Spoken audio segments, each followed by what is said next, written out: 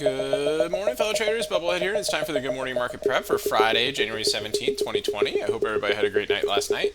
This is brought to you by Positive Trends Research. Everything we're going to talk about today is for educational purposes only and not investment advice, so please take a moment to review this disclaimer.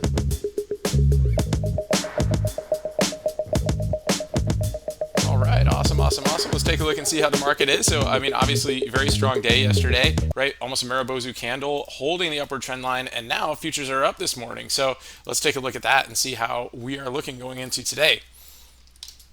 It is Friday, so if you're an options trader, be aware of weekly expiration today. So sometimes we look at trading next week's options just in case we really like the position and want to swing it.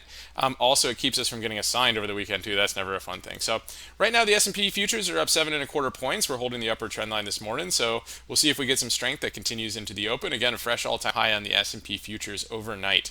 So on the radar today, we've got a few upgrades. UBS has been really active this morning, so we'll take a look at that in a second. So we have SLB, they have earnings today, Schlumberger. They're up this morning on that, so we'll keep an eye on that for the 15 orb. Let's take a look and see what it's doing on the daily real quick. So yeah, it's up a little bit right here, but it's been in a general downtrend recently. It looks like it's in a downward channel, so we may be getting over that, but again, we have some cloud resistance and things like that on the 1 minute chart. If we go to the daily, right, we can see similarly here. We're basically kind of coming above this, so not looking for any sort of gap and go situation this morning on that. Let's take a look here. Let's see what else we got going on. We've got QCOM had an upgrade this morning, and that's up nicely here pre-market. Let's take a look and see how that looks on the daily. Okay. So it looks like a really key level for this is to get over 94 and 11 cents. And right now we're at 93, so we're kind of pushing this area right here. So watch for a little bit of selling pressure in this area, but if it can get over 94.11, that could be very, very helpful for QCOM.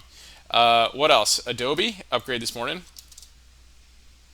Up very nicely pre-market. We liked this one recently. This had a nice close the other day. We liked this candle here and this candle here. Just really, oops, sorry, this is on the weekly. Look very similar, but nice candle here, a little bit of a doji sandwich, and then a nice follow through on that one. So the upgrade this morning is really nice for Adobe. So keep an eye on that for the 15 orb.